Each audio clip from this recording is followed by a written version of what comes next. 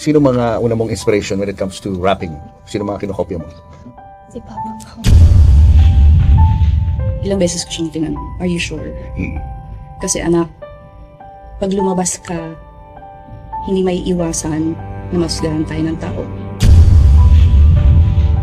Oh, that was really the plan. So sorry dun sa mga hiningaan ko ng advice na it turned out this way. Lumabas ng napakaaga na anak siya ni Francis. Pero the intention really was to launch her first and make it on her own bago i-admit na anak siya ni Francis. Sa video na ito, tayo ay mag-uusap tungkol sa isa sa mga kontrobersyal na pangyayari na kamakailan lang naging viral sa social media. Hindi rin natin makakalimutan ang master rapper na si Francis M at ang anak di umano'y niya na si Gayle Francesca. Ano kaya ang naging reaksyon ni Gayle Francesca sa mga komento ng mga tao matapos ang kontrobersyal na pagpapakilala sa kanya? Ano ang mga plano ni Gayle Francesca na gustong pasukin ang pagiging showbiz, at paano niya balak panatilihin ang pangalan ng master rapper at anak di umano'y ni Francis M? Hindi na natin patatagalin ito, magsimula na tayo, panoorin ang buong video. Kumusta mga idol, mayroon naman tayong bagong chika sa inyo.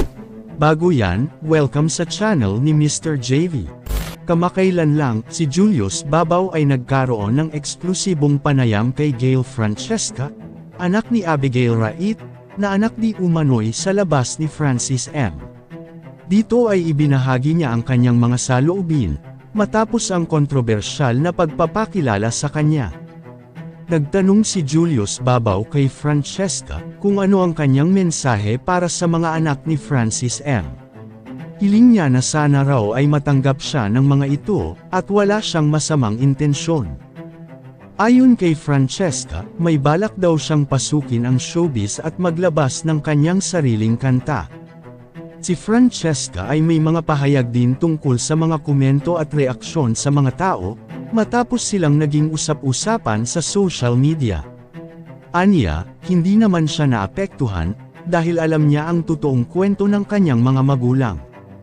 Naitanong din ni Julius kay Francesca kung ano ang kanyang mensahe para sa kanyang ina. Aniya, gusto niyang maging malakas ito sa kabila ng mga komento ng mga tao sa kanila, at ibahagi ang totoong kwento para matigil na rin ang pangbabatikos.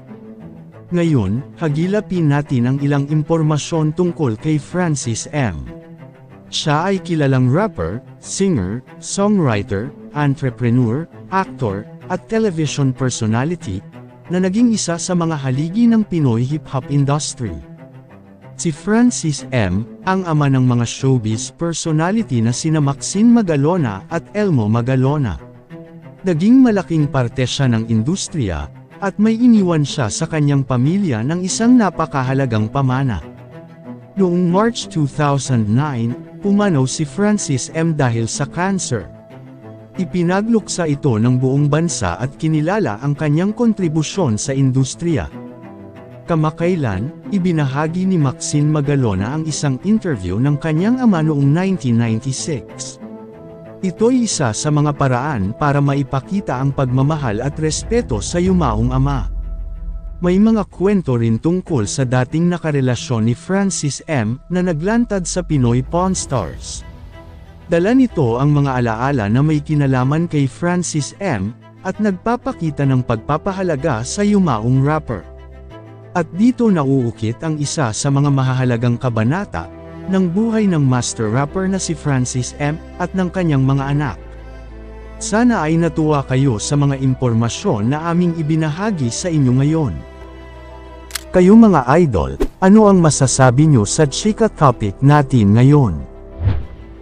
At syempre bago tayo magtapos sa ating video, ay inaanyayahan ko kayo na mag-like sa ating Facebook at mag-subscribe na rin sa YouTube, dahil malaking tulong na ito sa pag-grow ng aking channel, upang mas lalo pa ako na magsipag sa pag-upload ng mga videos na kagaya nito. Hindi naman ako nagmamakaawa sa inyo mga idol, pero sana maawa na kayo. Hanggang dito na lang ang ating video, maraming salamat sa inyong pagtambay, bye-bye!